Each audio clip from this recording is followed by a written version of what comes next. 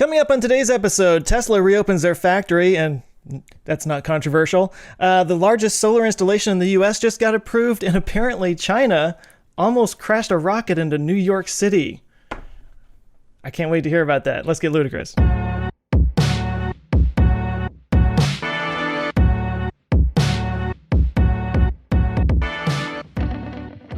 Hey there, and welcome to Our Ludicrous Future. This is the podcast where we talk about all the cool future stuff that's happening right now that's gonna make tomorrow ludicrous. I'm Joe Scott with the Answers to Joe YouTube channel. With me is Tim Dodd.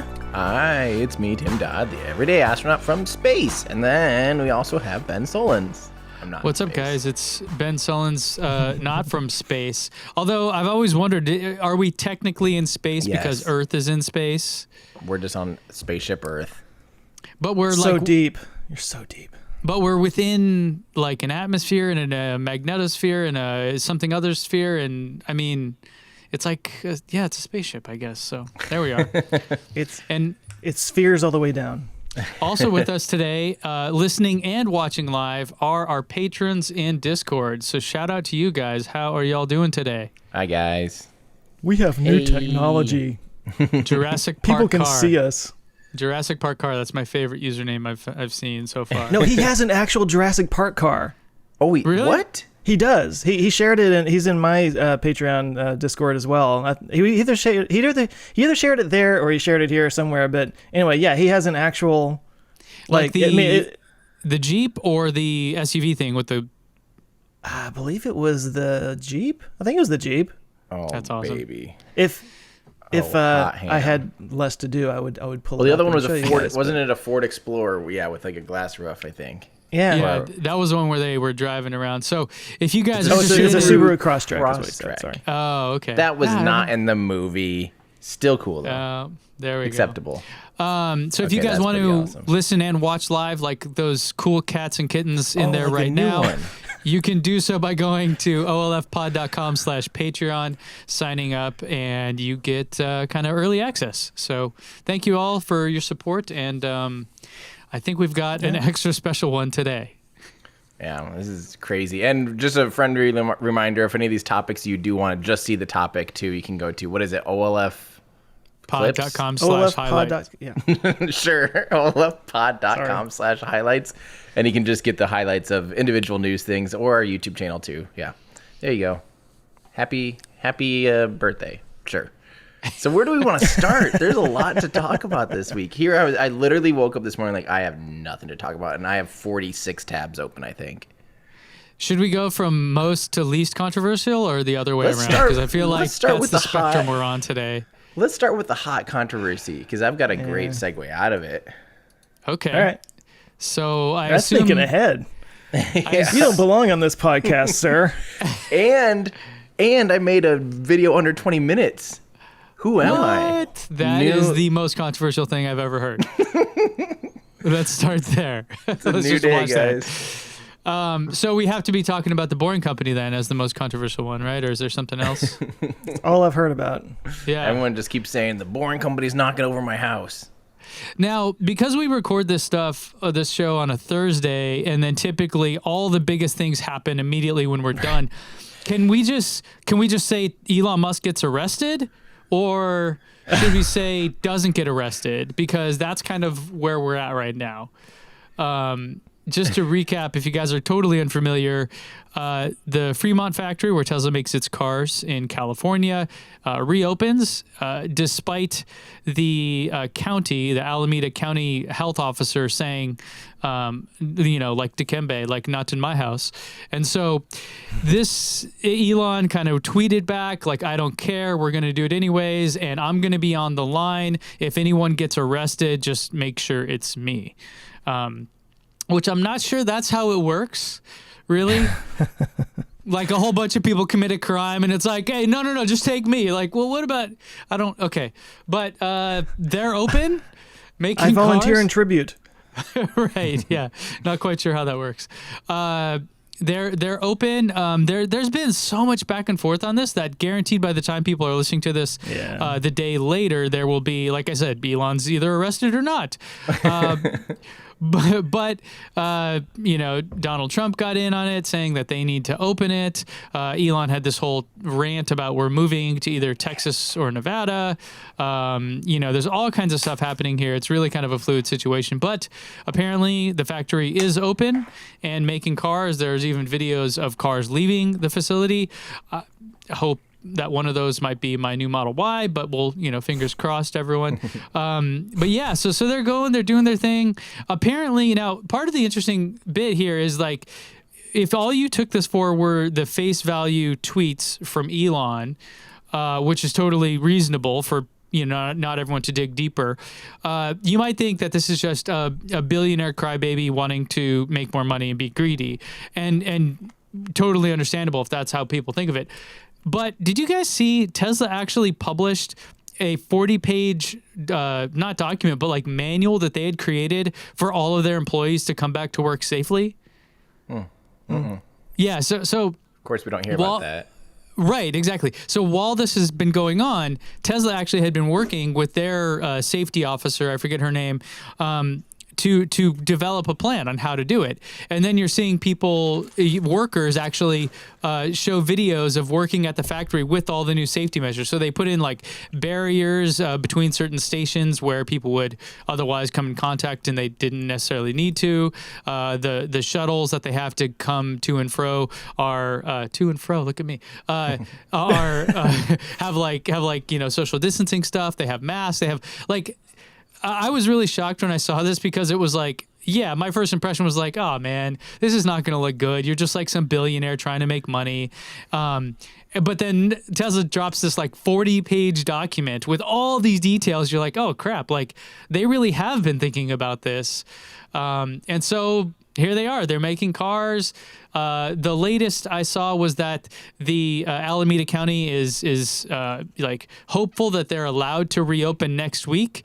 And then I saw another thing saying, oh, but because they're already open, they need to stop production, blah, blah, blah. They're not going to stop production. There's no way that train is stopping. If Elon gets arrested, it will, in my opinion, do nothing but make him look like a hero here. And it's just, which is not at all, I'm sure, what the people doing the arresting want. So holy crap, this is beyond the typical level of Elon outrage I think we've seen in a long time. But can I say that there's something, I don't know, isn't there a little controversy that if they open back up, then the state does not have to pay unemployment because now all of a sudden it's like, hey, your job's available, right? Right. I mean, so isn't that kind of, so I know that like people want to get back to work, but at the same time, like, isn't the choice a little bit, I mean, it's not exactly black and white like this, but isn't the choice a little bit come back to work, potentially endangering yourself and your family, or, or don't lose your job. And lose your job. Like, yeah. No, I've thought about that for a while too, because I know Elon said it multiple times. No one that doesn't want to leave their house should be compelled to do so. Now, that word compelled, I think, is an interesting one because you can interpret that in a lot of ways. Like it could be gun to your head, compelled, or it could be, you're going to lose your job if you don't leave, which I would argue is compelling, especially to a big chunk of factory workers who are not on the billionaire end of the economic spectrum. So yeah, like if your business opens and now you either have to go to work or get fired, I would say that's a pretty compelling argument for you to go to work, even if you, let's say, have underlying health issues or are of the demographics that are the worst hit by this. So yeah, it's not black and white, like you're saying. I think that there's so much going on here, but it's a really interesting argument, I guess is the way to look at it. The fact that the state, this is my perspective. The fact that the state says it's okay for essential businesses and this type of infrastructure being considered an essential business federally, I think gives them a pretty strong grounds to say we should have never even closed. Because there are many other manufacturing facilities that have remained open. Now, granted, the big other automakers in the country are not open, and they are opening on, I believe it was the 18th was the last date I saw.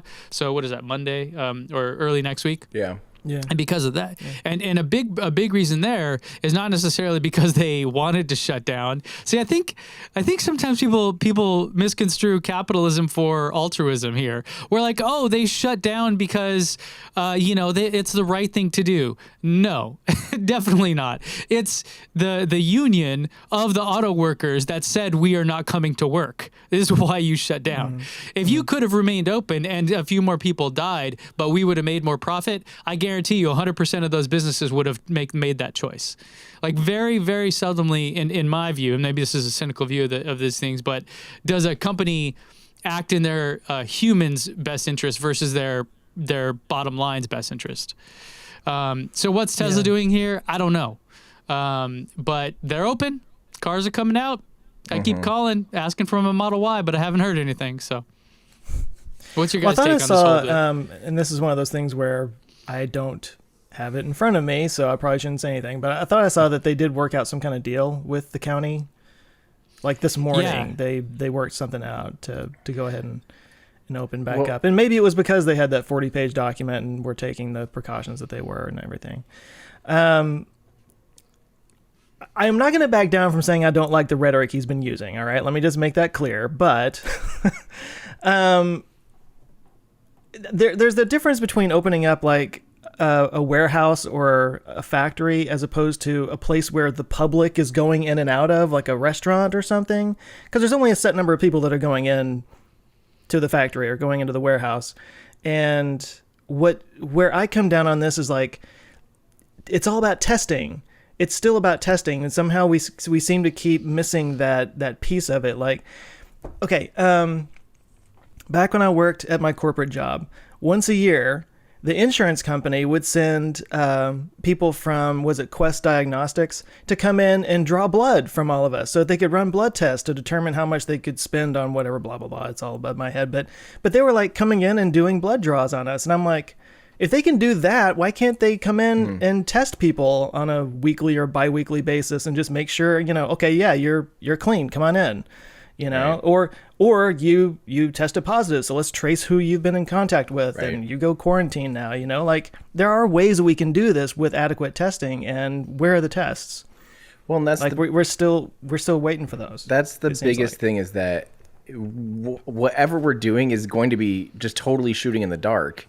If we don't have the test, either we're overreacting or we're underreacting, and the odds of us nailing this perfectly, like how we're going to reopen the world, is only going to be viable if we have proper testing. Because I guarantee, I'm starting to realize, like I had some friends that I was actually with in New York City in November, and the group of people I was with, the day I left, all of them got sick, really sick. Like this is right the very last week of November, with the exact same symptoms. 2 of them now tested positive for antibodies, and all of those people went to the hospital even. That's how sick they were. Like all of them, like this whole group of 10 people. I didn't get sick, but I was in contact with them the whole time.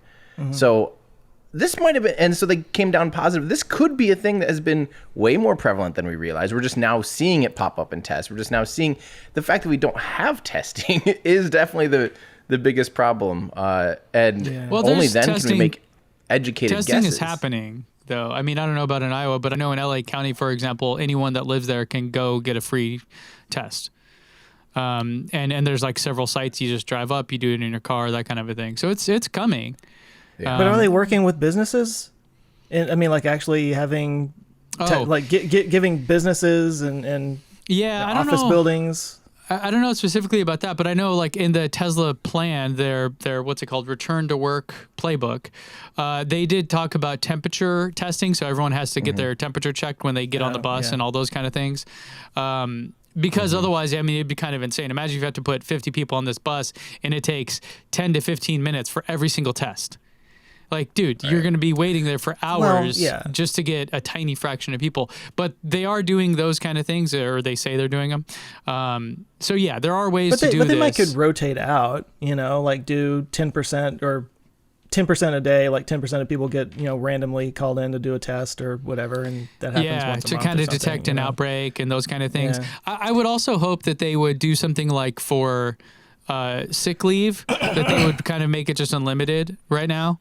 So look, if you come back to work, thank you for what you're doing. We think it's the right thing to do, all yada yada. And then, oh, you got sick while here. Well, first off, yes, we're going to get you a legit COVID test immediately.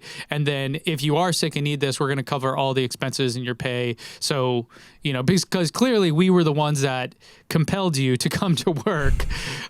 You probably weren't just, banging on the gate, waiting to get in. So it's our fault essentially. So let's do what's right in that regard. Well, some people might be banging on the gate to get in so they can feed their families, though, is the thing. Yeah, fair. But I just mean, they should take care of their people if they get sick during those times. Right. Well, and we were going to have to open up eventually. I mean, this is a process that's going to be going on for a while. And in fact, if I can share my screen, I just saw this yesterday. Not exactly something we want to hear, but the WHO was saying that apparently there's a possibility that COVID-19 may never go away. Right. This might have actually become endemic, kind of like HIV at this point. And this is just something we're just going to have to manage going forward. Like, we may never actually achieve herd immunity. We may never actually get... I'm not trying to be doom and gloom here or anything. It's just this might not be a thing that just lasts for about a year and then we get a vaccine and everything's fine. This might just be a part of our reality going forward. Weird. And it's something we're going to have to work around. Like influenza, like the regular flu. Except way more deadly. So, yay. Well, I think that's the interesting question. I really think that's the interesting bit. And I know Elon said some stuff in the Joe Rogan podcast that I'm not sure he's completely informed about. Or qualified. Where he was saying if you had COVID and they got hit by a bus, they would list you as a COVID death, those kind of things. I don't think he's entirely wrong in questioning the stats and how they're collected. And when you have financial incentives put in front of people, it is extremely reasonable to assume people will use that to do things that aren't right in their own best interest. Totally, like that's not opinion. That's just how humans are. But Joe, I think you shared it with me. There was a really interesting article, I think, about how even influenza is counted. And we'll say 50,000, 60,000 people die a year in the U.S. from the flu. But in reality, no one dies from the actual flu. It's the flu made other symptoms worse. Yeah. It may have caused those symptoms, and it may be a significant driver of those symptoms, but the flu itself didn't necessarily kill you. Pneumonia killed you, or you already had some respiratory, like my mom, when she passed, she had COPD. So, I mean, when she got lung cancer on top of that, it was like, oh yeah, that's it. She already had an extremely bad respiratory issue. Now this other thing came in and boom, that's it. So the flu is counted in the same way. What's right and what's wrong there? I mean, I guess to your guys' point about the tests, I think what you're saying is we need the tests equal, in my eyes, data to help make informed decisions. And so really, like, the number of deaths needs to be much more accurately counted to see the mortality rate. Everything needs to be accurately counted. The infection rate, that's what I mean. Yeah, this whole thing is all data. That's all we need is we should be investing just a ton into data just so we make the informed decisions. That's all it is. Well, of course, because we are us, we have to fall into two camps, either open or closed. When actually you could open smartly and do things the right way. And I'm not saying that Tesla is doing it the right way. I really don't know. I haven't seen this document or anything. But there's a middle ground where we might. Yeah, you know what I'm saying. Well, I'm actually really proud. For instance, my brother-in-law owns a Ninja Gym. I think I've talked about him on the show, and my friend Jacob does too. They co-own this gym, and I'm really proud of their decision to reopen because they have the option on Friday to reopen at 50% capacity, which for a Ninja Gym is 50 screaming kids that have no sense of how to not literally run into each other and do all this stuff. And they decided that's not reasonable for us. We don't feel like that's the best interest of our employees and of us and of our patrons.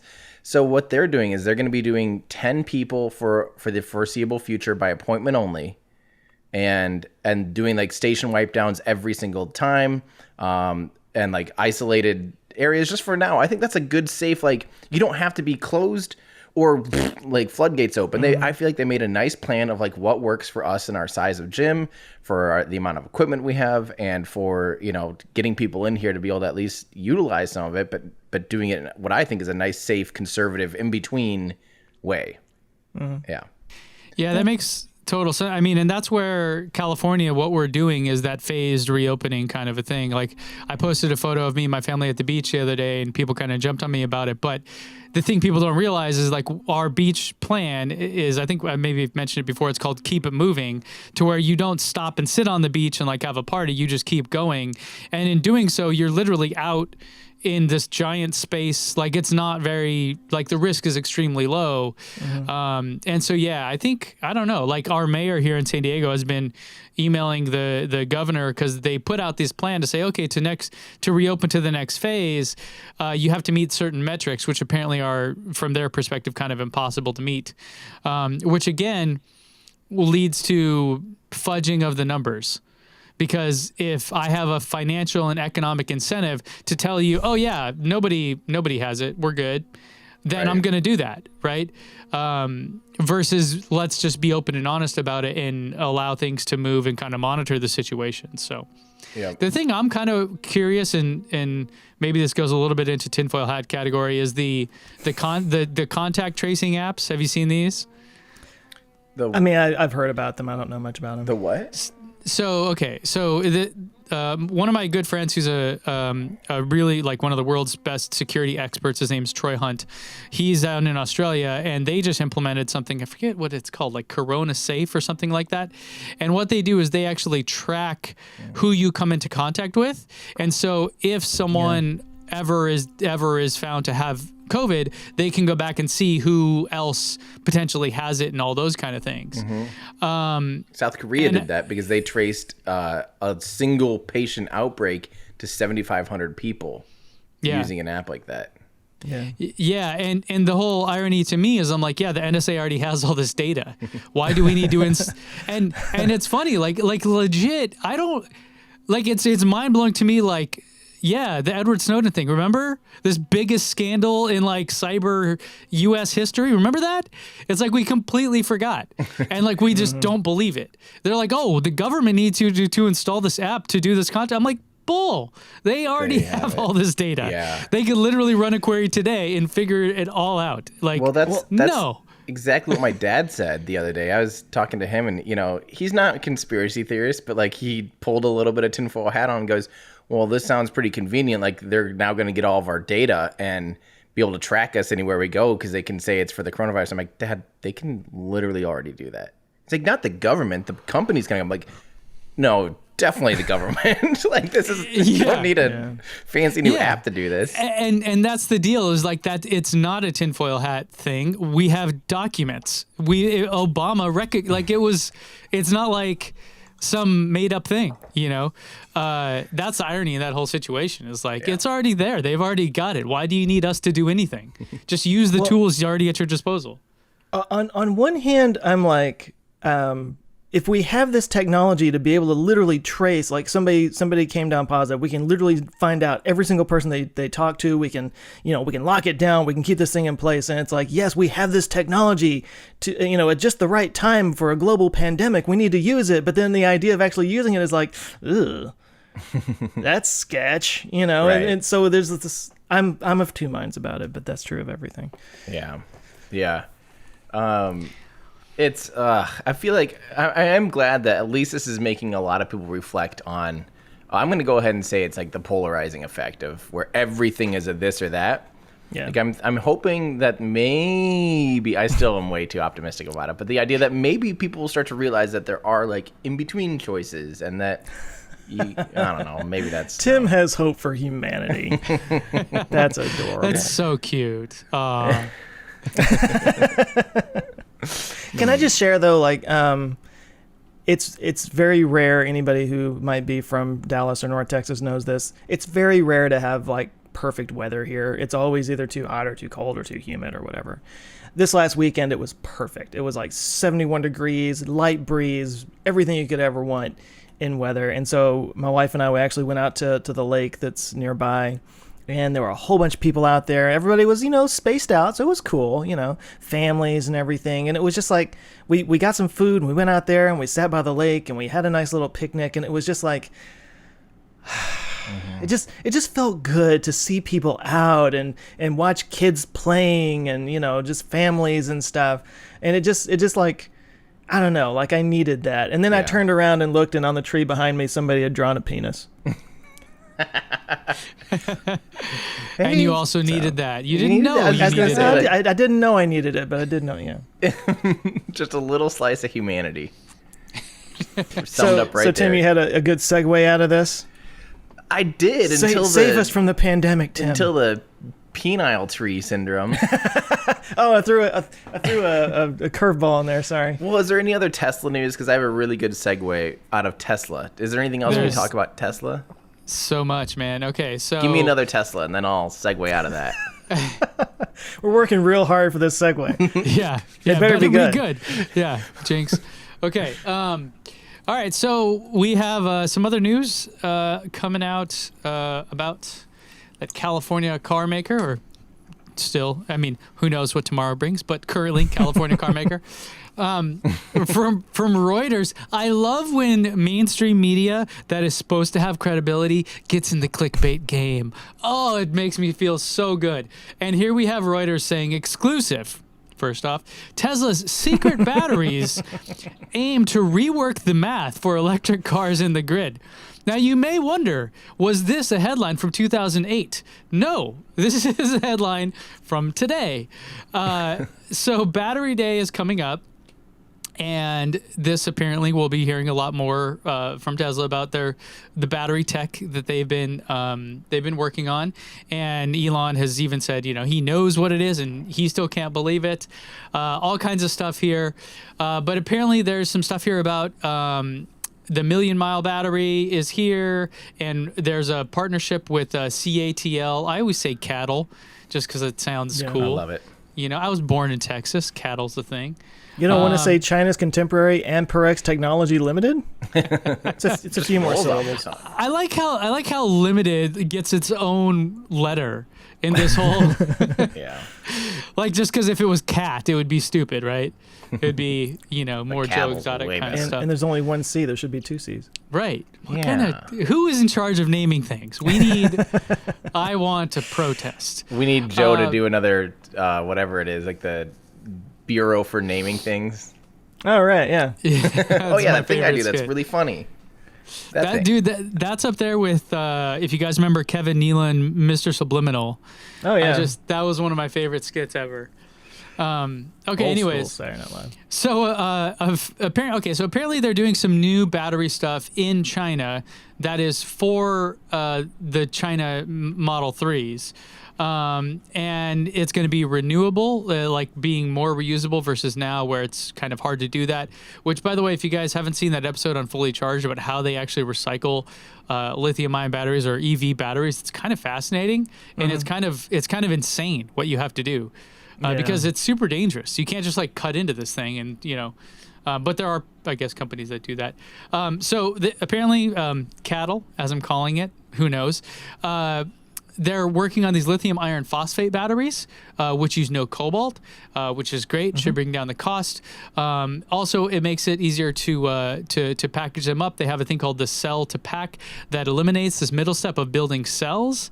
So these are kind of, I believe, like the more pouch style batteries. I mean, there's a lot to be expected coming up on Battery Day here. So really excited about that. But more than anything, I'm just so hyped that Reuters is getting into the clickbait game because it just validates everything I do as a content creator. I mean, like, how is it a secret that they're trying to make better batteries? Yeah. Why not just be like, Tesla plans to make EVs popular. Yeah, right. Exclusive. Yeah, Tesla exclusive. Tesla wants to make the best electric cars in the world. Yeah. And you have the like little police siren emoji at the beginning of your tweet, right? Yeah. I think it would be funny to do a blog or a news site or something that's written from the perspective of somebody who's been in a coma for 10 years and just wakes up and is like, there's this company that wants to make electric cars? Right. Yeah. What? I mean, heard it here first. And they're Good sitting luck. at a macaroni grill. But so with the batteries, I know we've talked about it a little bit, but I mean, are they really that groundbreaking if they're 30% more dense? Is that mostly what we're thinking? Is that they're like 30% more dense and like double the battery like lifespan as far as cycle life? Like 1,000,000 miles instead of 500,000? Like, is that really that? Is it that groundbreaking? Are we going to see 30% more range because of this? Yeah, I'm curious what you think, Joe. It's a good question. Well, I mean, there's a couple different ways it could go. It could be 30% more range, or it could just be cheaper car because there's not as many batteries in it. You know, I mean, we've talked about this before. Like, do you need 500 miles of range in a car, or is 300 good enough? You know, I kind of hope they go the cheaper route to expand people's availability to buy them. How cool would it be Or if both, I guess you can go the both. Model S ends up a little bit, take off $8,000 of the Model S and make it, just kind of bridge that gap a little bit and really, do a mild refresh on the Model S, give it new battery packs, and make it a really compelling, premium car that's just knocks it out of the park, where they could just, where it'd be a really hard choice to choose between, like, I'm buying a Model Y, but $5,000 more I could have this, like that could be really compelling. Yeah, I think I want both. Like, I like what you're saying, Joe. Yeah, like, and Tim, if you could, like, let's say you make the Model S and Model X, you give them a pretty good refresh, and now they have a 600-mile range for even cheaper than they were before. Like, Or same that's price. compelling. That's whoa. Because as great as the Model 3 and the Model Y are, there are people that want the more premium stuff. They want the dual screens. They want the more bells and whistles. I know a lot of kids out there really like the minimalism and stuff, but there are people that don't. And so, because they're coming from a high-end Mercedes or something, right? And they want all those extra little tiny things. So, yeah, there's definitely a market for the premium side of it. If you could do that, that'd be fantastic. And then, but really, if you're thinking about Tesla's mission to accelerate the transition here, I think you have to be thinking cheaper cars, because that's really where the bulk, like even the Model 3, even true cost of ownership is still high for a lot of people. And when you're talking about a $700 a month car payment, it is just going to turn off so many people. When you only make, $20 an hour, $15 an hour, something like that. It's just too much. It's just way too much. So if you really want to try to reach that lower market, you could either say, screw it, we're never going to do that, which is, I think, what they should do. Or you say, well, we just have to keep pushing down this path of making things cheaper and cheaper and cheaper. And this would enable that. Like, yeah, you don't need 500 miles on a charge. That's awesome. Totally. Someone will buy it. I'll buy it. But the average person does not need that at all. So I'm totally with it, with making things cheaper. I don't think Tesla should honestly do that, because their stuff is just way too advanced and fancy already, and they don't have capacity for the real mass market. I think Honda and Toyota should do it. I think Tesla should make these skateboard packs for dirt cheap and sell them to Honda and Toyota, and those guys make millions and millions of cars. And Tesla just keeps spinning up gigafactories that don't necessarily make cars, that just make these battery packs, and let the Volkswagens and those guys do it. I mean, I think in terms of actually speeding up the transition, that would probably have a bigger effect. That would be my guess. It'd be fun if they kind of split the difference. If they have, say, 30% that they could do, either make the car not quite 30% cheaper, but make the car substantially cheaper because it has fewer battery packs, or extend the range, 30% almost. Like, it'd be kind of cool if they did a little bit of both. Like, made the car a little cheaper, but also made the range better, just so it's like all cars. Like, it'd be awesome if they did that for their. I don't think they'll do.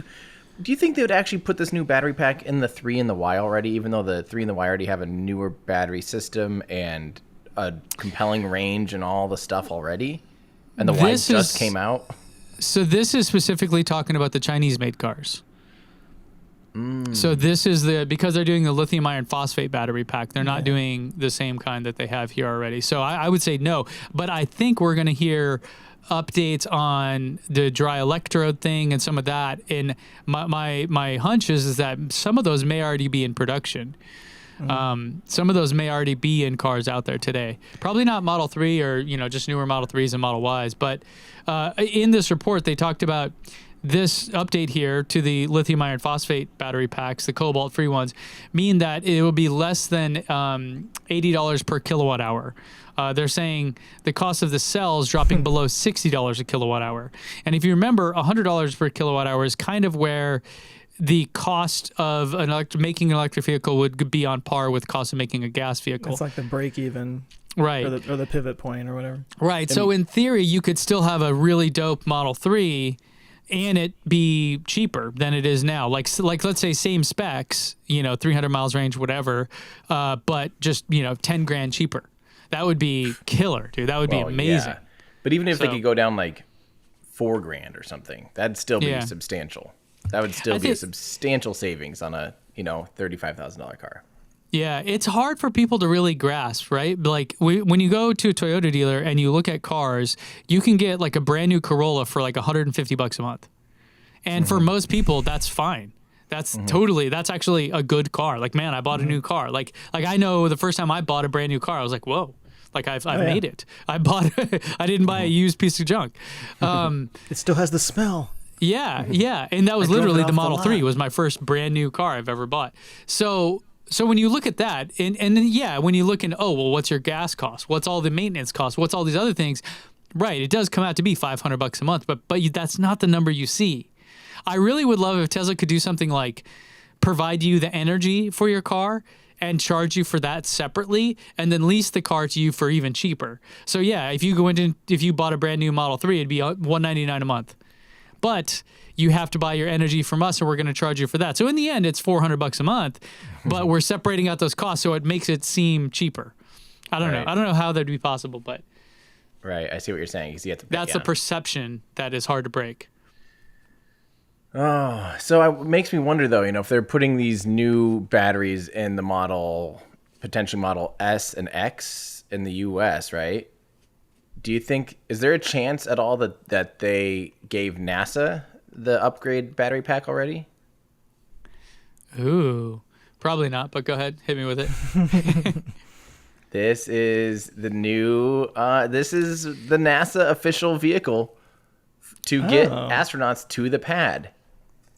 Tim's favorite Tesla ever. Oh, look at that. Model X. And I have to say, I'm just going to go on record. I love NASA. But they were given something really cool, and I think they kind of made it look not cool. How do you do that? I don't think that. What would you rather they have done? I don't like the big, like... The worm. They're kind of mixing their logos up a little bit. They're mixing their logos these days, which stop it. It was even in their own graphics manual to never mix the worm and the meatball logo. Stop that. Number 2, don't do a Fast and Furious style windshield and back window NASA logo across the whole thing. Like, scale these better. Make it almost look like, instead of the model where it says Model X, replace that with a little tasteful worm logo. On the doors, just a nice, semi-transparent NASA worm logo. Just nice and clean. Give it black rims, Come on, NASA. I just feel like this just kind of turned into like a Mary Kay, I'm going to sell you makeup vehicle instead of a thing to transport astronauts. They definitely should be transporting them in the Cybertruck. Let's be real. Well, they probably will as soon as that's a thing. I thought they were replacing... was this a lie? I swear I saw a picture of NASA replacing the meatball logo on the VAB here. But, man... But yeah, it just... it's like you kind of have it, but just... I don't know. Where's our Greta? Sorry, Tim. How dare you? I gotta say this is cooler than and no offense to Boeing, but it's substantially cooler than what Boeing's doing, which is like a streamliner, like van thing, with like graphics plastered all over it, just very circa 2006, But I don't know. Could it have just been more tasteful, like chrome, or distasteful? Make it all chromed out, like chrome mirror finish, and If you could wrap it, how would you wrap it? I think chrome would be awesome. Or like one of those colors that changes when you look at it from a different direction. It's like pink coming towards you and green going away from you.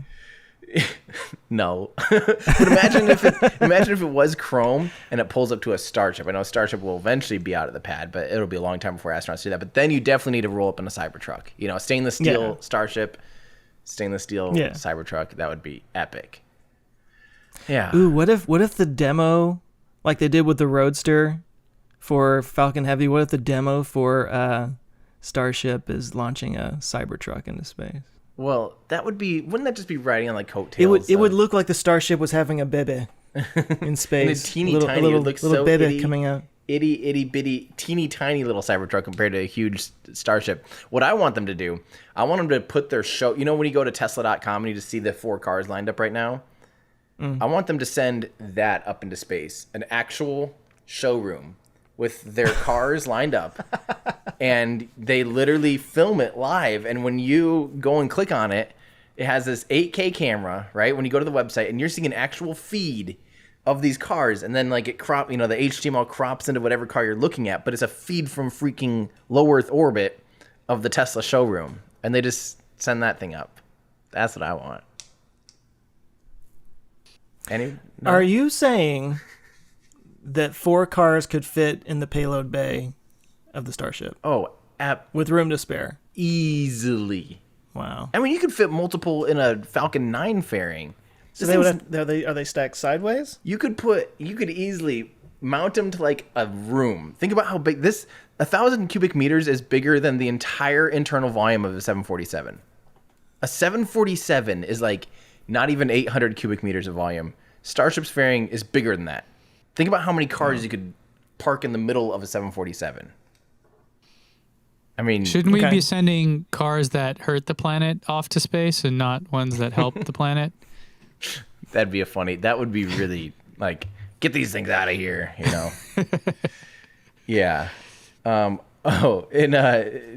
in our Discord, by the way, shows the Starliner. This is what Boeing has to send astronauts to the launch pad. Are you guys seeing that? Yeah. Yeah. I mean, it's fine, but it just looks like. So when I see that, it makes me think it's the astronauts and probably multiple astronauts with lots of stuff and equipment and suits and oxygen and all that kind of stuff. So that was my first thought when I saw the Model X. I was like, is that enough for all the stuff, or is it just them, or is it going to be towing something? I think it can only do 2 at a time. You know, I think you send 2 astronauts in this, and they sit in those kind of, you know, those seats, and they just have a pretty small pack for a conditioner pack thing. And then I think they just go 2 at a time, but I think the Starliner one can do all like 4.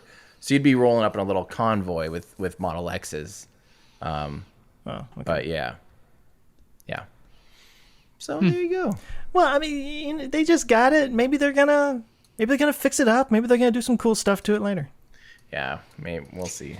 It's the mixing up of the logos that gets me. Yes. That's where and I'm the size of them. They're just like, you know, just here, NASA. Not just like NASA. Like I want it to look like Tesla NASA edition. You know, not Tesla, again, like Mary Kay, like door-to-door salesman edition. But maybe they're gonna sell some makeup to the guys on the ISS. Maybe. Maybe. Oh well. They want to look pretty necessary. too. Yeah. Well, do we need to take a little quick break here before we get on to why don't they just and like 100 space items? Okay. I think so. Let's do it. Today's ludicrous sponsor is Skillshare. Once again, we love Skillshare. So you guys, you know, we're in weird times, unprecedented times. In times like these, we're all in this together. And other platitudes. I've always been a big on entrepreneurship and kind of having your own thing, and I think especially now we're really starting to see the importance of being able to have like something of your own outside of your own gig. So I thought I would highlight Skillshare's. Let me see if I can pull it up. I'm so bad at pulling things up. Why do y'all let me do this? Ayo. There's a course I wanted to highlight. It is called Entrepreneurship Hustle from Business Plan to Real Success by Michael Chernow. And he's basically a restaurateur in New York. Restauranting might not be the perfect thing to get into right now at the moment, but this particular class, it talks all about everything from how to get your business started right now, how he turns his ideas into big business, and strategies and concepts that can apply to any small business. Things like finding market opportunity, nailing down your business plan, pitching investors, aligning brand and culture, measuring success, and so on and so forth. Every lesson is illuminated with real-world stories from his life as a top restaurateur, with insights that apply to everyone aspiring to open their own small business. So it's perfect if you want to start a side hustle, or if you've got a side hustle and you want to turn it into a full-time gig, or you just want to know how great businesses are born. This is a good place to start. So I recommend y'all check this out. Now, let me put some sizzle reel on the screen. Well, let me go ahead and interject. Can you imagine? Maybe right now is the perfect time to start a restaurant, because there might be some places that you could get for cheap right now, and maybe you could learn how to do that right now. There's actually a restaurant that has been they built their own location here nearby where I live for like 6 months now. They've been working on this, and like literally the month they were supposed to open, everything happened with the COVID. So I'm like, was that good timing or was that bad timing? I don't know. I still haven't figured it out. But they haven't opened up yet, and we're all waiting for it. But it's a good time to learn, right? Yeah. It's a good place to learn about it. So this is one of hundreds of classes on Skillshare, covering everything from business essentials, graphic design, marketing, video production, cooking, basically anything. If you're interested in it, there's an expert ready to teach it to you on Skillshare. So join the millions of students already learning on Skillshare today with a special offer just for our listeners. Skillshare is offering our Ludicrous Feature listeners 2 months of unlimited access. You know how much you can watch in 2 months, especially when you're at home the whole time? Of unlimited access to thousands of classes for free. And to sign up, you just go to Skillshare.com/OLF. Again, go to Skillshare.com/OLF. And for all those listeners who are driving and not writing this down because that's dangerous, Skillshare.com/OLF. Your brain and your future will thank you. And thank you to Skillshare for supporting this video. I want to learn how to do the little head spin thing like I was doing. Same thing. So, like, what? I want to be a contortionist. Can they just teach me how to be more flexible than I am? How to be double jointed. How to be a freak of nature. Why don't they just teach how to be double jointed? Why don't they just do lots of things? Why don't they just... So we just given up on the music entirely. It's just Ben and his little toy. That's what we're doing now. Oh, it's fine with me. It works. Yeah, it's fine with me. I wonder if our Discord can even hear that. Discord, can you guys hear when he does the voice stuff? I hope that they. Okay, good. They can. Because otherwise it'd be really weird if they just hear Ben going, "Why don't they just?" His non-auto-tuned voice. I don't know what you guys are talking about. That's totally my natural voice. Mm-hmm. I didn't know I was co-hosting with T-Pain over here. So speaking of Discord, this came from Discord. This is from Andrew Harland. It says, first it says, "Hi everyone, I'm new." Welcome, Andrew. Hey, Andrew. By the way, I read it totally wrong. I read it as Andrew Warland, and I thought you just mispronounced Andre it. Warland. Yeah, Andre Warland. Yeah, maybe. Actually, I don't know. Maybe that's it. Maybe. Makes sense to me. But he says, why don't they just use the ring segments from Starship to make the tunnel for Hyperloop, since they can make them quick and cheap on site with supports, possibly. I don't know. What do you guys think? Well, I got some thoughts. Are they even doing Hyperloop? I haven't heard anything about that in a while. I'm sorry. So make the tunnel for Hyperloop. Yeah. Yeah. Oh. I'll go ahead and say I think there's definitely some lessons they can learn, and maybe even supply chain stuff that they could utilize if Tesla pursues Hyperloop. I think you're right. I don't even know or are they just? I thought it was like an open source kind of thing. Yeah. Like everybody was competing for it. Yeah, they still have that. I mean, you guys, I go up there kind of often to Hawthorne, and they still have the tunnel right there. I mean, so it exists, and every year they have a competition from colleges and stuff like that. I don't know that the challenge is making the tunnel cheap. I don't know if that's like a problem that you need to solve. I think that the hard part is like turning it into a vacuum and sending a thing through it at a gazillion miles an hour. Or a gazillion 0.6 kilometers an hour. But yeah, I mean, I guess Tim, is there any reason why they couldn't use? I mean, I imagine it's strong enough if it can. I think it's. I don't know what it's made out of now, but it's actually, I don't know if it would be strong enough to do a vacuum. You'd have to have it like right now. Stainless steel. It balloons out. It's at 3 bar. I don't know how well something like that without ribbing would do in a vacuum because it would be opposite forces. And yeah. So actually, Soccerman12 UK responded in Discord and said that he believes that the structural strength comes from being pressurized, where the Hyperloop they would be near vacuum. So it's the opposite. The opposite, yeah. And it takes a lot to hold 100% vacuum. You got to have some thick, I mean, it's crazy. Have you ever seen the rapid decompression of like an oil tanker that, where just instantly just is gone. It just disappears basically because of depressurization, or whatever, however you want to say that. Vacuumization. Yeah.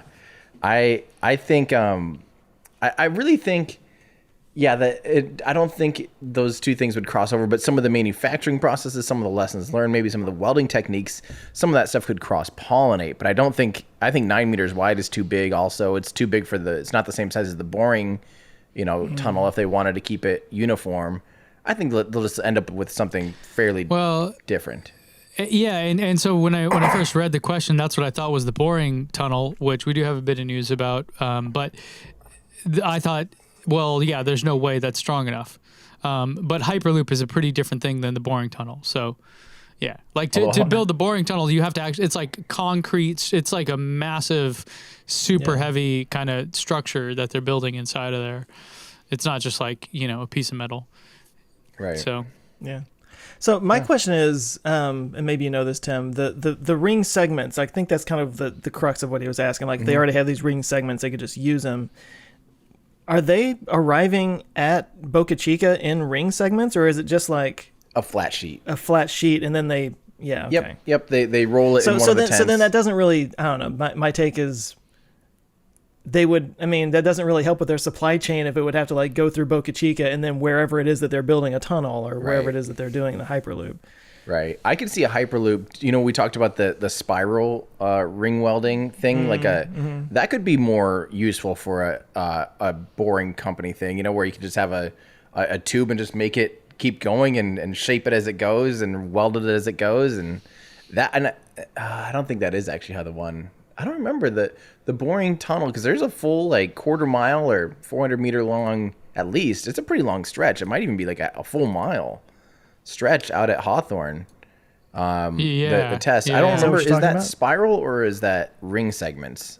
I don't really remember. And I'm not talking about the boring company. I was talking about the Hyperloop track. Oh, sorry. But still, yeah. Yeah, the Hyperloop track at Hawthorne looks like a Falcon 9 does. Like it's like a giant singular piece of tube, and then they have like flanges connecting the next segment. Okay. So yeah, it's not like Boring Company or anything. So yeah, different animal. Yeah, I don't know. A Hyperloop is spiral welded. When you look at it. Yeah. Oh, interesting. Yeah. Now the funny thing about it though is like, is Hyperloop ever going to be a thing? It sounds cool as a science experiment, but Elon was proposing it in addition to the high-speed rail that they wanted to build in California, which is just never going to happen, not in my lifetime, because of California. But that was the idea, was that it would be different. Oh, that is cool. Yeah, I never noticed that. I think it's just a giant straw. It is just a giant straw. But that was the idea behind Hyperloop, is that it would replace the California high-speed rail. And then Boring Company got involved a little bit of like, oh, you could put the Hyperloop tunnel in the Boring Company. Like Legos, this thing in here and blah. And you're like, every engineer is screaming like, no. Like none of that's going to work. So I don't know. Is Hyperloop ever going to be a thing? I don't know. I say right now it's just like a proof of concept, but it would be cool if they could do it. I mean, imagine if you could travel on ground at double the speed of an airplane with zero emissions, safety improved, although airplanes are incredibly safe. Things like that. Like there would be some benefit. Maybe cost would be a good benefit. because I think they had talked about going from San Francisco to LA in 30 minutes on a Hyperloop, which is pretty amazing. That's a good chunk of ground. I mean, it's faster than a plane, and if you can board and deboard in quick fashion because you don't have to deal with airplane security and things, then go for it. Yeah, that's cool. I would hope they have some kind of security. Right. Yeah, but it'd be like boarding a train. Trains don't really have security. But I would imagine if someone were to do something destructive on a Hyperloop, it'd be pretty Going catastrophic 1,000 miles an hour along the entire route potentially. Same is true for a train. If you derail a train, it's not good news for anyone. So in other words, you're bringing up You're the security advocating issues for- of trains and no, I Point felt that being- way. I rode the Long Island train one time, and I remember just being like, "Wait, I can just get on this? yeah Like, I just get on it? Yeah. They don't need to Well, check because anything?" I can't like fly a train into a building, right? I can't like direct true. where it goes, and the not vast with that majority. attitude. I mean, my son's TV shows do have trains that fly, so I don't know. Like there's Thomas the Train Rescuer now who like rescues people, and you're like, how are you a train? Like there has to be a track. You're setting up such unreal expectations for kids. I know. Then we go take him on a real train, and he's like, "This thing sucks." I'm like, "Yeah, duh," because TV isn't real. Okay, everything you know is a lie. Okay. Oh, In my day, we had very realistic things like Scooby-Doo Those Yeah. darn kids. and all the Hanna-Barbera. Wait, what am I thinking of? HR Puff and stuff. I don't remember that one. I'm sounds like old. a drug donkey or something. Oh yeah, Sid and Marty Krofft. That's what it was. They had all. Oh my god, I can't believe I'm talking about HR Sid and Marty stuff? Krofft had all these shows. There was HR Puff and stuff. There was Land of the Lost. You might remember Land of the Lost. There Is was, that this isn't like what is it, Wallace and Ladmo? Is it? I don't think so. You remember that one? It was also Giggle Snort Hotel, the Giggle Snort Hotel. Speaking of Giggle Snort Hotel, Like, let's just get the hell out of this one. you can now practice docking with the International Space Station for free. How cool is this? They actually All you have to do is press a button. uploaded similar software to a simulator to what you actually are training on just by going here, iss-sim.spacex.com. And you, ladies and gentlemen, can fly a Dragon spacecraft and try to dock with the International Space Station. I haven't even touched this yet, so you're going to see my first attempt at doing this, and it's completely free. Oh, did I already mess it up? No, to a but bad start. basically, yeah, and this is the same interface basically as the touchscreen. Seriously? Yeah, or very similar. So you guys can see kind of It's what got I'm those doing. hexagons kind of guiding you in. Isn't this crazy? It's dope. So you line it up, and then you fix your translations. Oh boy, this is cool. Yeah, so the rest of the episode is just going to be me doing this, and if you want to we're do it at watching. home, too bad, because I'm doing it first, and you can only have one person playing at a time. Not just kidding. It's single player. But yeah, how cool is that? And these are That's cool. So this shows your roll, your pitch, your yaw, and over here is how far off axis you are for your translation. So you'll notice we're 5.5 meters kind of off to one side and 60 meters too high. It looks like something. I don't know how to do this. Yeah, I'm assuming though that it's automated in the actual ship, and this is only if they have to take over. Or something, exactly. right? Yep. Yeah. Exactly. Maybe I'm doing this all totally wrong. I don't know what Tim, I'm doing. you have to double tap for autopilot. Oh, it's plus. I realized what I did. Yeah, you do have to. That's what I was doing wrong. I see the error of my ways. But yeah, You how didn't cool read the is this, training though? manual first. Shh, you don't need a training manual. Only losers need training manuals. I'm just gonna fly in as Bob fast as I Benken's can. like, I don't need no training manual. Look at my approach speed. I'm gonna go as fast as I can. Crash into it.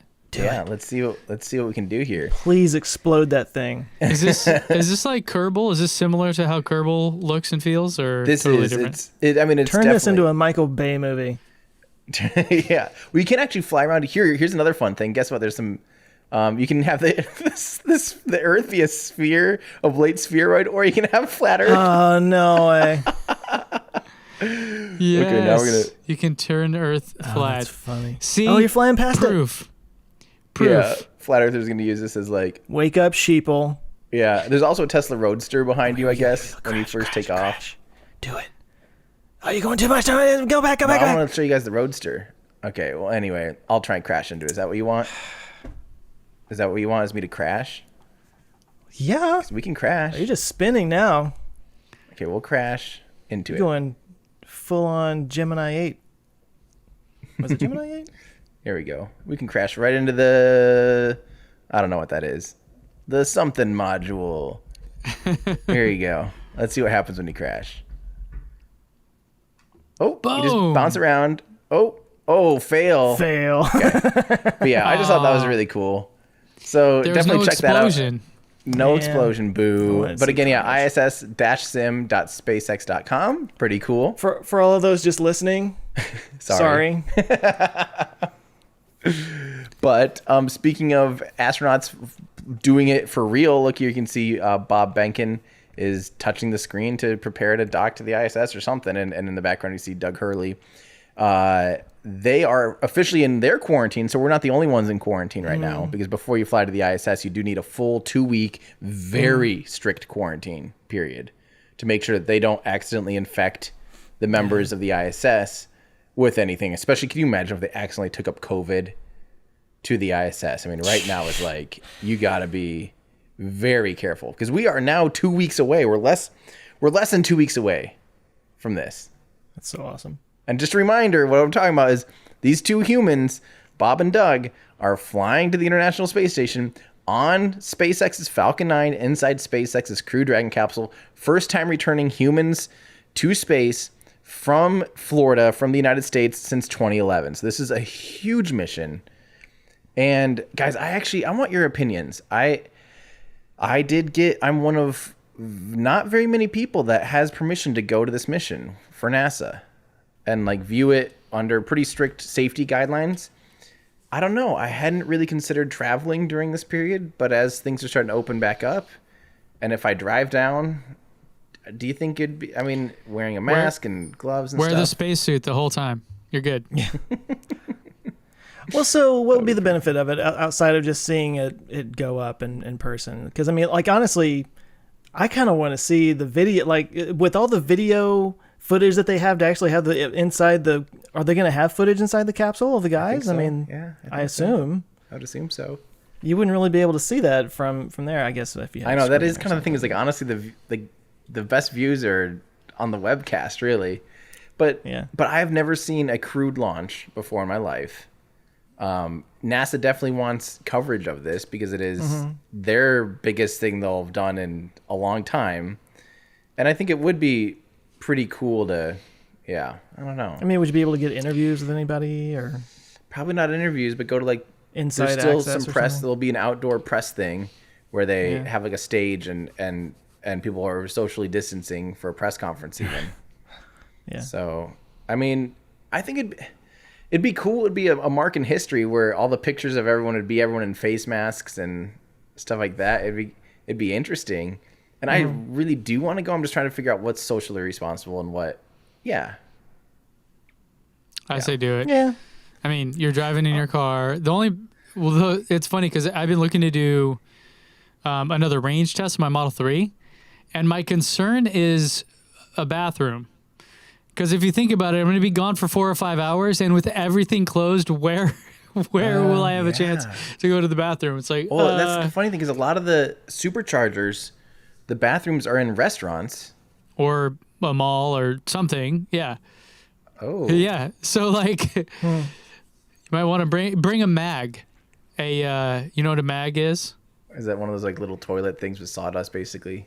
No, it's what astronauts wear. It's a maximum absorbency garment. That's right. That's right. Yeah, gas stations are still fully open though, so that would be an option. Oh, I'd are have they? to pull into a gasoline department store. Just did you guys see? I thought it was hilarious. The JP Sears "When You Love Elon Musk Too Much" video, Yeah. and they talked about the way to save humanity is by digging $1 billion tunnels. And so they did that, and like the guy pooped in it. You can just do that. Just like bring a shovel with you, and you're good. Yeah. That was pretty funny. There's also this week we got some pictures of my next internet terminal.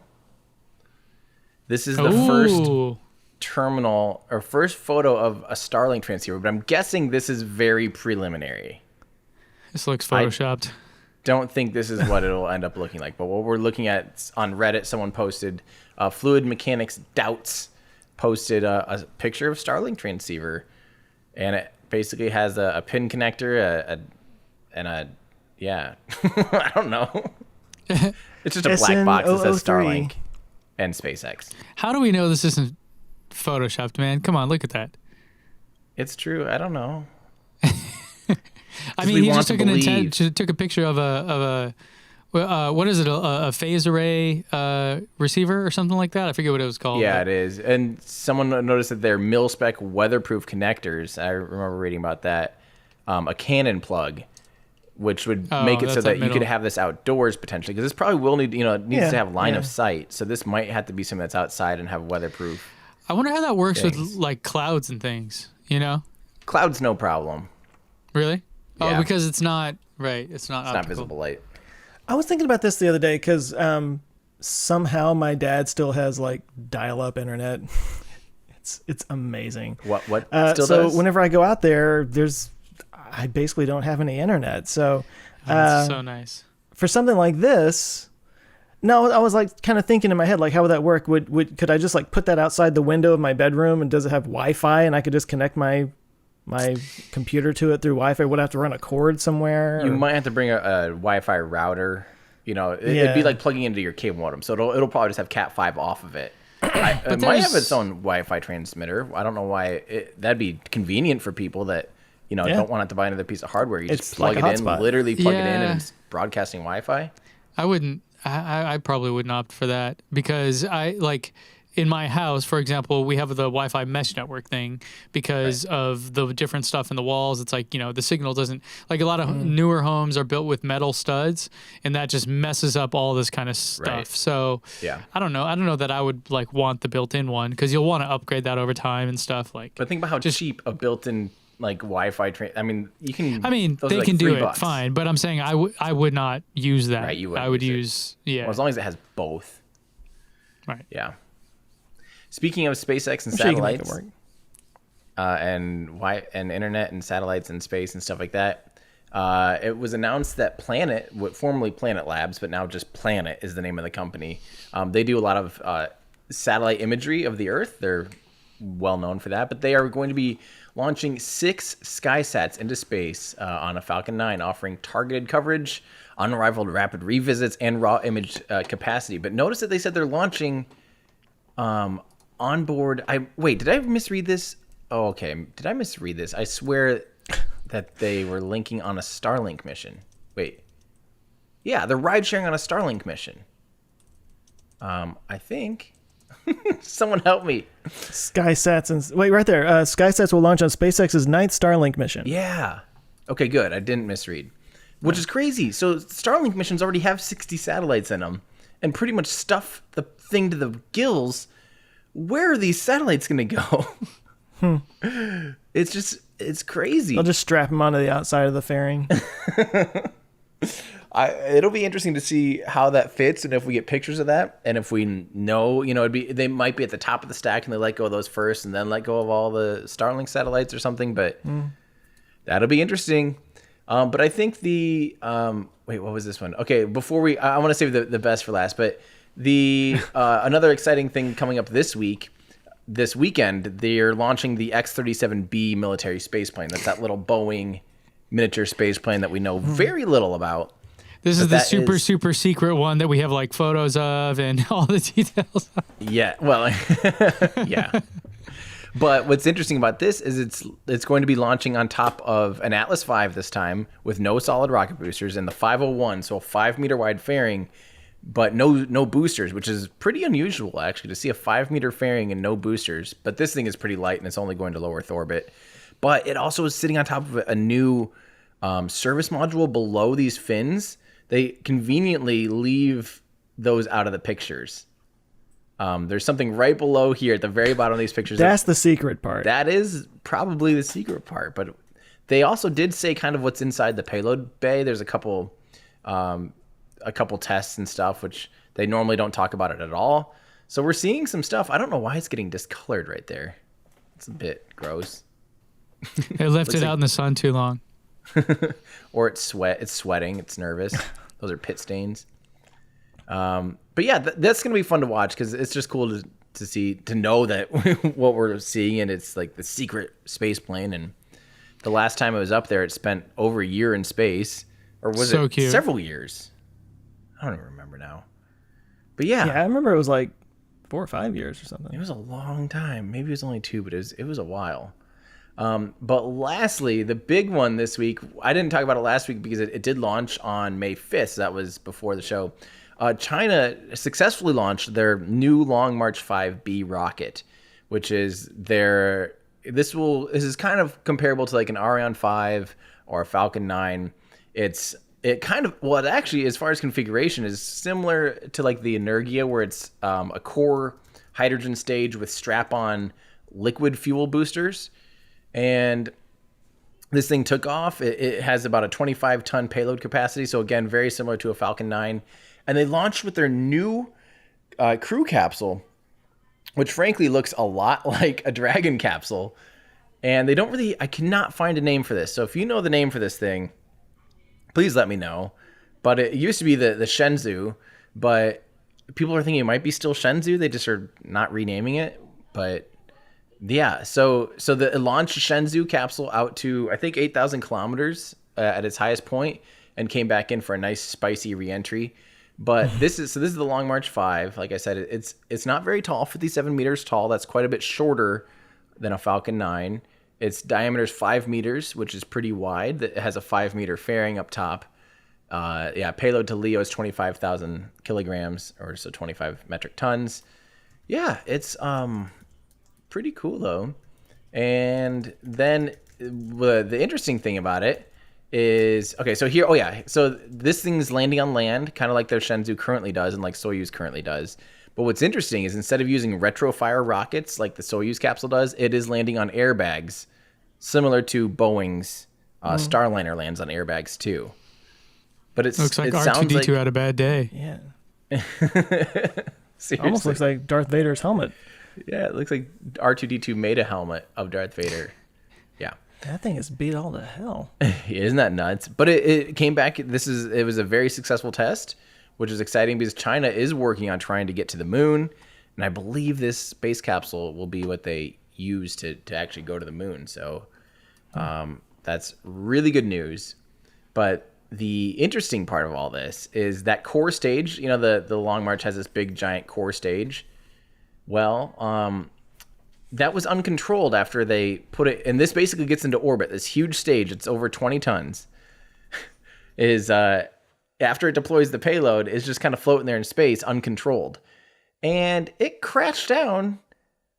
It at one point flew basically over my house almost, and re-entered and crashed down just east of New York City, only like a couple 100 kilometers away from like the coast of the United States.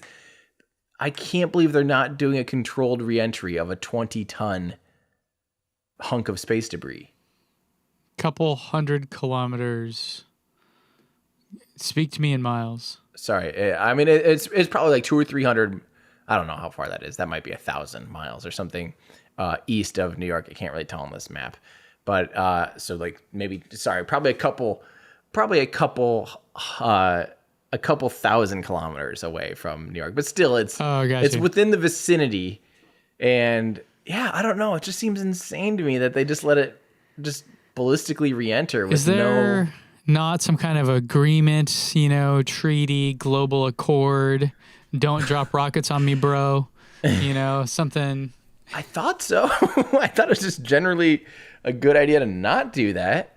We normally do very planned, like SLS, for instance, will do a similar thing where its center core will re-enter immediately on the next orbit because it does pretty much go orbital. The center core of SLS, that big giant orange tank, huge orange tank, pretty much gets itself into orbit. So they intentionally do this orbit where on the next time around it will re-enter. So they know exactly where it's going to re-enter.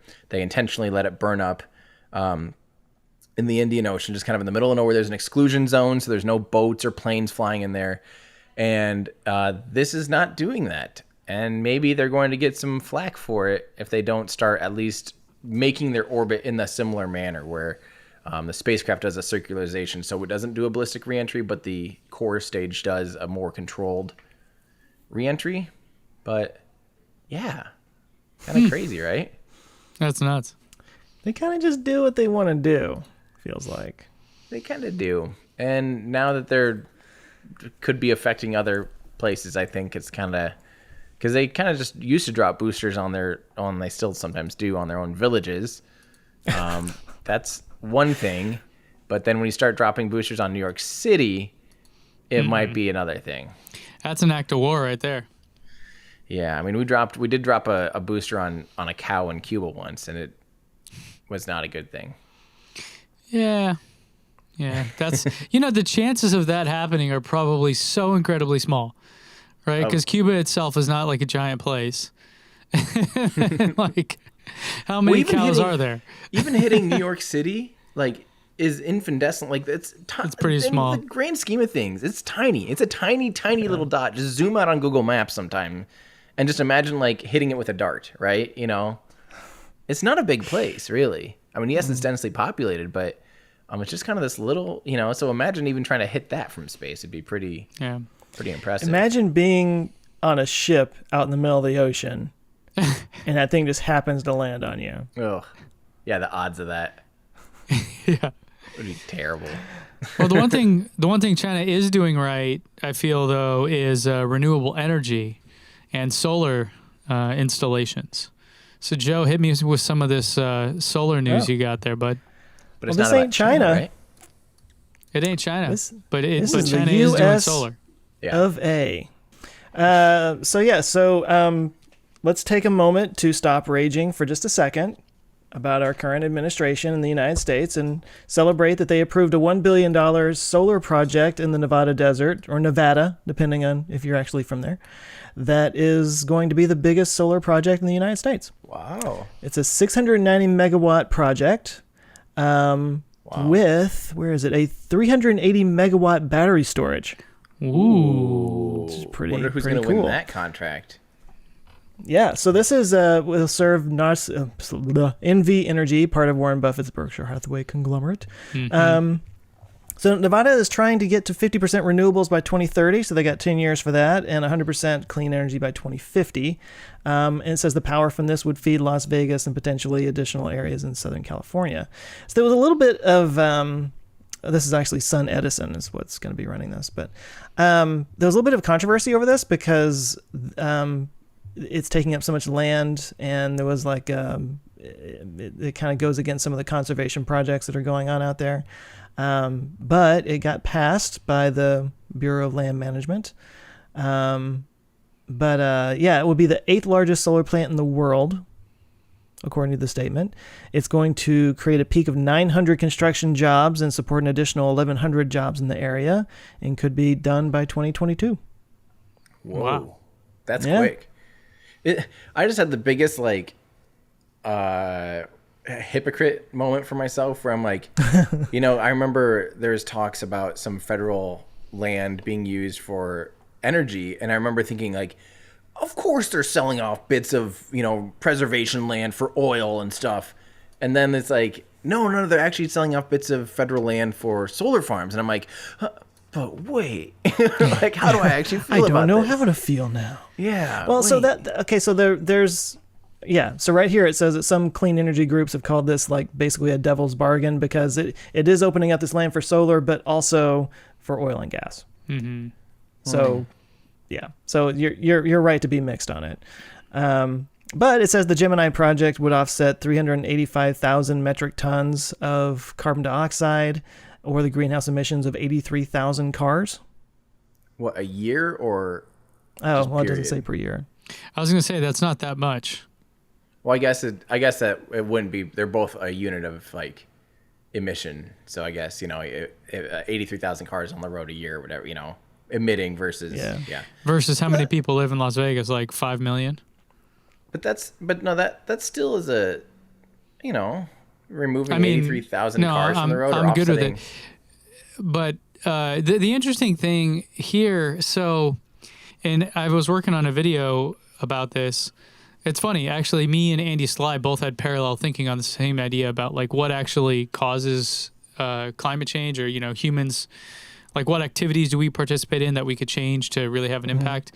And he found a study that gave that exact answer. I was going about it and doing research on my own, and I found that the data I saw showed that 80% of greenhouse gases are caused by energy, not by agriculture, not by transportation. So like when we say, I'll fly less because flying is so terribly bad, you're like, yeah, but it is such a tiny percent of actual greenhouse gases. It wouldn't really make any difference.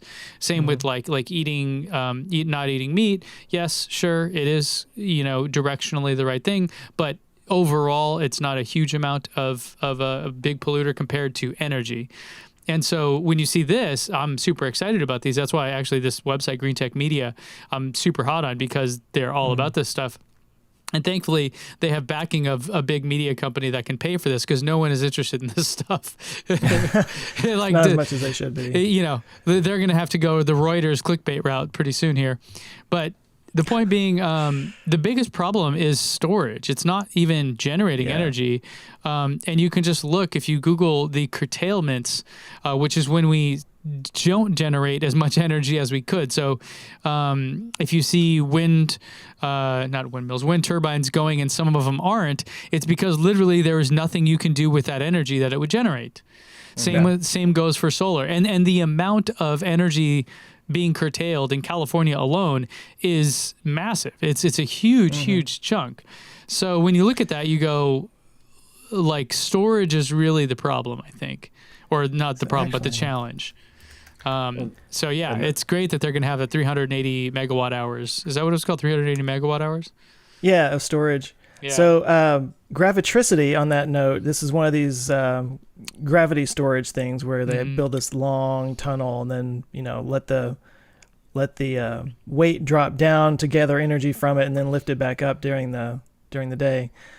Oh, there it goes. They got a little animation on the site. They just raised $400 million.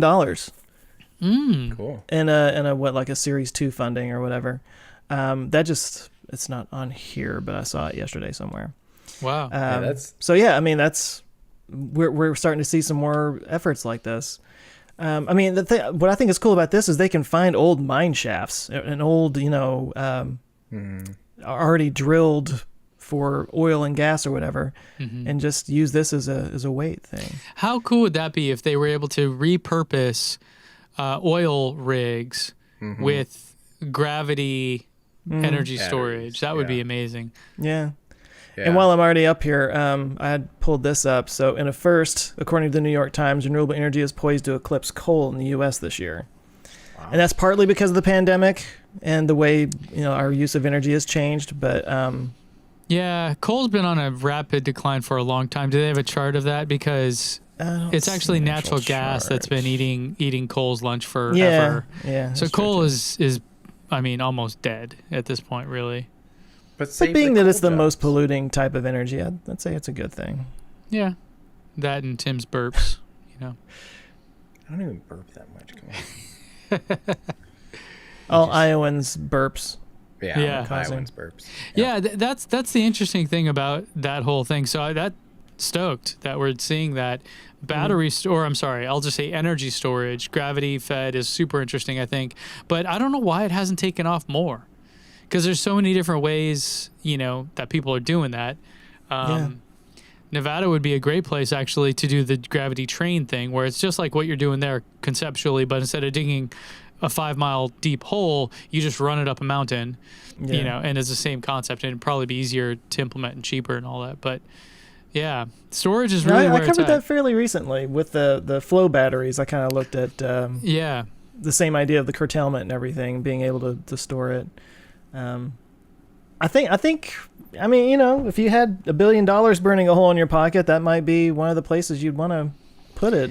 that seems like an up and coming thing. And this gets to a video I'm doing. I've been working on for a little while on virtual power plants, which is the concept of instead of having centralized infrastructure for energy, you have decentralized infrastructure. And there's actually some really cool utilities in the United States that are doing different things, like people actually getting paid to own a Tesla Powerwall. And the cool bit there is, yes, like Tesla power packs and then soon to be mega packs and all that. Yeah, great. But it's still giant centralized infrastructure. So if you think of somewhere that gets hit with hurricanes or more natural, just difficult weather, like I talked to Green Mountain Power up in Vermont, and yeah, a tree will go down and cut off power to an entire part of the state. And so even if you had giant battery storage in a central location, it wouldn't help because it would be cut off. So they talked about this concept they called islanding, where imagine if like everyone in a neighborhood had power walls, and the utility technically owns them. Like the people don't even own them, but they just like gave them to them for free or cheap. And then if a tree goes down in a storm and cuts off the main connection point, now that community still has power because maybe you have a small substation like in the neighborhood that coordinates where all that energy goes and it shares it amongst the houses. Like I like the gravity idea and the giant mega packs and power packs because I think it's all necessary. Same with nuclear. Like you definitely need nuclear if you want to have a zero emission future. There's no way around it, I don't think. But there are so many interesting different ways that you can do things that aren't just giant centralized infrastructure. Well, I think is that kind of like smart grids? Same idea, sort of. Yeah. And in fact, just there's so many things you can do, and the model is so much more resilient if everybody has their own battery versus having this mass, whatever the case may be, battery, gravity, etc. Yeah.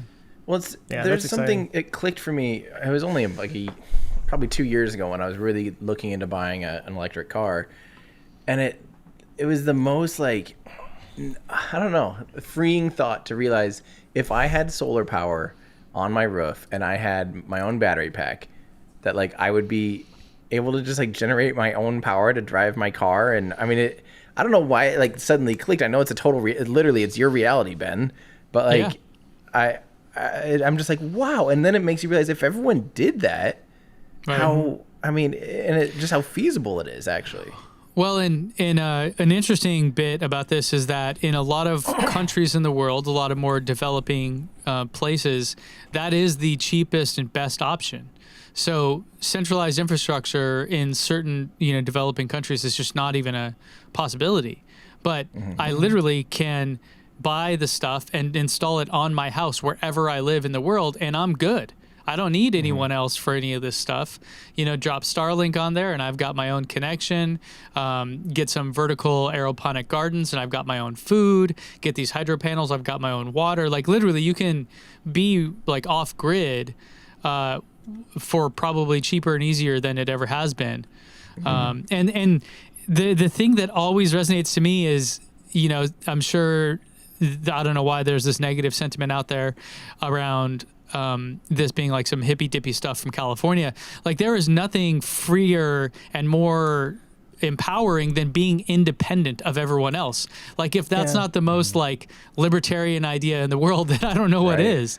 I was thinking while you said that, I'm amazed that this, as independence minded as Americans tend to be, I'm surprised that this isn't more popular and more talked about, Yeah, I never understood how it became hippy dippy. Like wasn't it Reagan that installed the first solar panels on the White House? No, it was Carter. And then Reagan took them down. Oh. Damn hippies.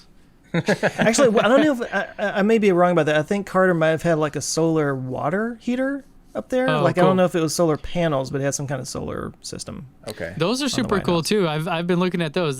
There's different ways to do it, but the solar batch water heater, dude, this stuff is fascinating, and you can do it at your house in like suburbia. It doesn't have to be in some freaking compound on Mount Carmel in Waco, right? Yeah. Well, and I know I say this all the time, but that whole attitude of for those that don't live in the United States, there's a very like America, attitude that you can have where I'll go ahead and say it's probably the people that oftentimes drive large pickups that might be rolling coal, things like that. I do not understand how they can be anti-solar and anti-electric, like specifically Tesla. That's like literally an American company. The most American, yeah. With more torque than their truck. So if you want to be like, oh, that little wussy. No, this thing's more torque than your truck. It's more cool in that sense. And I could literally plug it into a coal power plant. So if you're a fan of coal, guess what? This is like, you could work at a coal power plant and run this thing on coal if you want, or you can have it be running off the sun. Like, how much more America can you get than that? Like, America sun, America batteries, America car. Like, yeah. Well, and to your point, we're not importing oil from another country to turn into gasoline for my car. Right. Even if it's coming from coal, that coal is down the road. It's not in another country. You know, it is the most nationalistic view of things. You're totally right. And one of the ironic things I saw just recently is this was from Business Insider, so no surprise, was that they were talking about the infrastructure for EVs isn't quite there yet. And I'm like, how do you, like, you are in a building when you said that. When you said those words, you were in a room. That room has electricity to it. Yeah. That room has EV infrastructure already. Yeah. Like you can charge your car. That room does not have a gas pump in it, most likely. People, yeah. Most likely so where your dumb. car is parked right now does not have a gas pump. You know? Right. But Right. it can have an electric station. So dumb. Yeah, exactly. I think I did the math on that and it was kind of tongue in cheek, but it was like there are, I forget it was like 1,000 times more EV charging points in the US than there are gas stations. Right. And it's because every house has something like 35 electrical outlets. So there you go. There's 35, gas stations for electric cars right there. Yeah. Well, even I think people think you need this supercharger to charge it, but it's wrong. You definitely don't. Yeah. No, that's what I always tell people is like, well, where do you charge it? And I'm like, I see 6 power outlets in this room. Yeah. Any one of these will do. Yeah.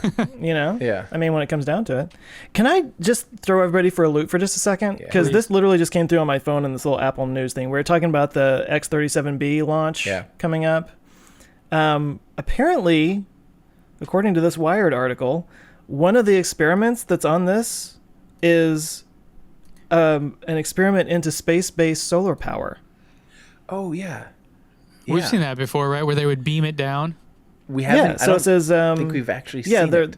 Yeah, they're going to beam it down with microwaves. Yeah, that's right. I don't know that this has actually been done before, but I did a video on space-based solar power one time because, I mean, everybody's argument against solar is that you can't collect it at night. Well, you could totally collect it at night if you had...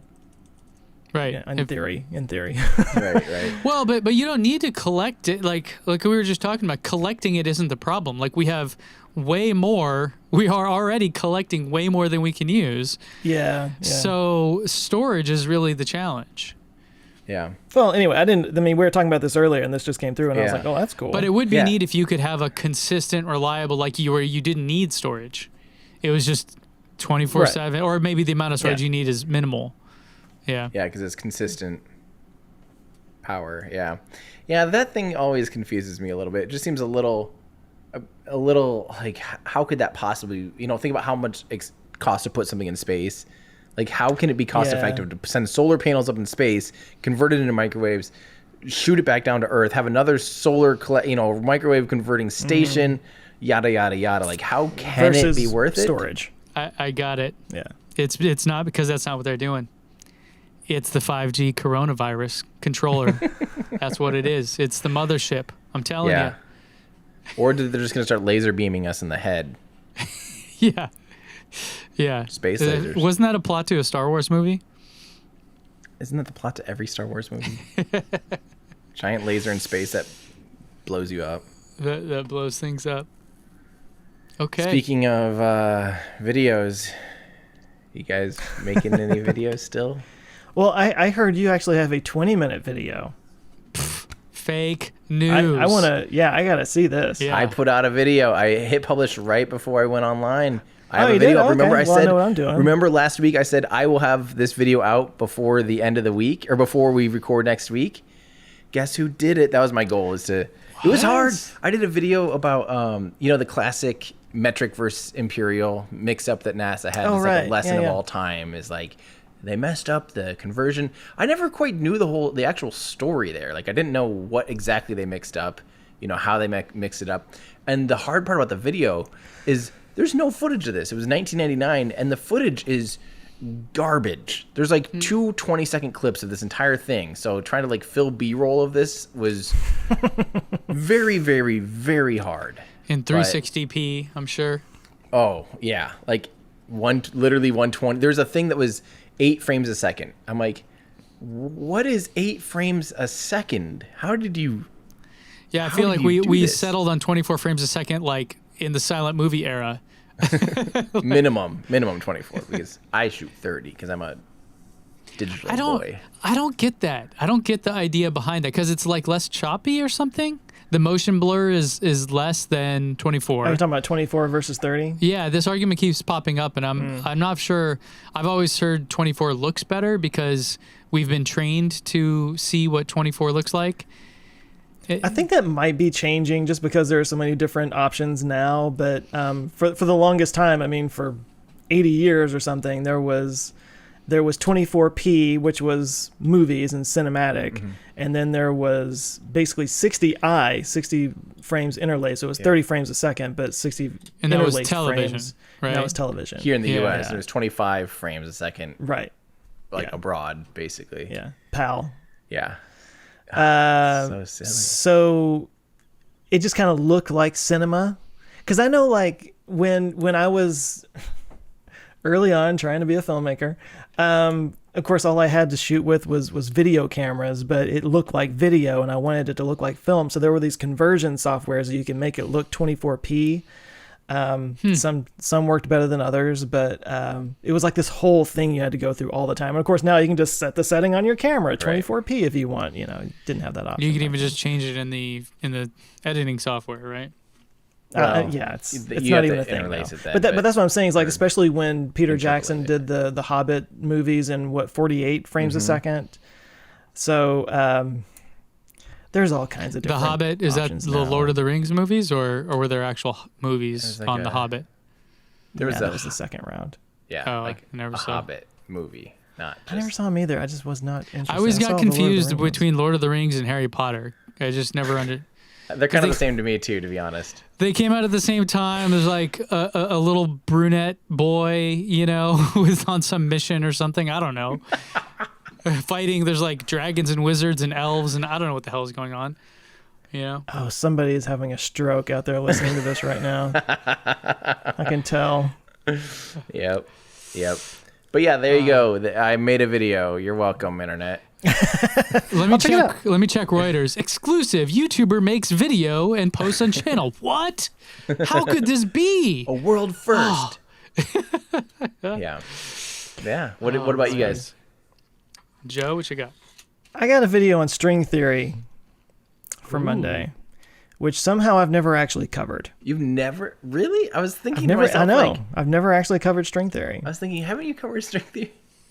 I mean, I've probably brought it up here and there in different videos, but that's how quantum physics and regular physics connect. That's the idea. Yeah. It's an attempt. It's an attempt at a theory of everything. It's very mathematical and way over my head, way over most people's heads. It's 11-dimensional. So you have your 3 spatial dimensions and a time dimension. So that's the 4, which means that there's another 7 dimensions that are like curled up in these things called Calabi-Yau manifolds that are Is this the too book of tiny for us to ever Revelations? experience. Is this the book of Revelations? I feel like this was in there. It gets just nuts. It's and you can see me just struggling through the entire video. I'm just like, I mean, this is what I read, guys. So you can, I mean, yeah. Yeah. Dang. So good luck, man. That's I feel like those that's my topics video scare on it. me because I'm just like, I'm gonna mess this up. I've got a couple fun ones. We don't care. Anyway, thanks for watching. Just kidding. What are you By the working time this comes out, probably around the same time, I will have on my main channel an interview with Dave Parasak, who is the head of Ford Icons, on the Ford Mustang Cobra Jet 1400. Is that electric? Yeah, the electric dragster.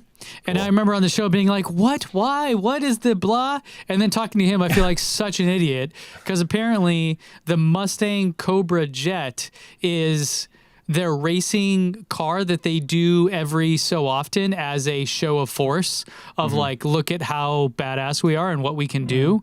And it's actually like in homage to like the king of racing from back in the 60s. Like there's like this long storied history. And I'm just like, what's up with this dumb name, bro?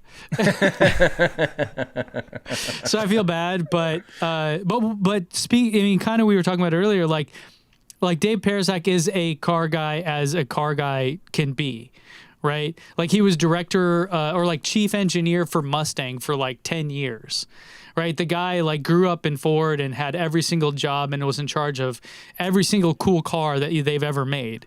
And now that's what his current job is head of Icons, which is like the Raptor, the Mustang, the GT, like all the cool stuff. He's in charge of all the teams that make those cars. So I spent about 30 minutes talking to him about that specific one, the Mustang Cobra Jet 1400, a little bit about EVs in general, about the Mustang Mach-E, and try as I might, I could never get him to, give us any new tidbits about stuff coming out. But generally speaking, he kind of agreed, or I could kind of read between the lines, like, it sounds like almost every Ford car that is in his realm is going to be electric sooner rather than later. So it was cool to hear someone like that, like a hardcore car guy, say there's something about instant torque that is just undeniably awesome. So that's what's coming out. I can definitely see Ford being one of the next big players. Like I feel like they're at least trying to stay ahead, not to stay ahead, but like stay with the curve. One of the few like traditional motor companies that I think is making the right moves. It's just great seeing them take it seriously finally. Yeah. After all this time. Yeah.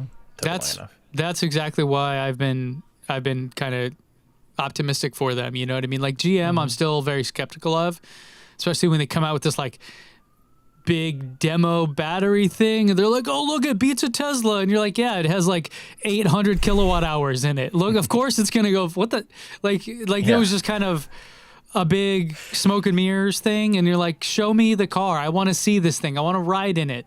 And Ford, so one thing that did come out of that conversation was they said they still plan on delivering the Ford Mach-E, the first, series of them this year.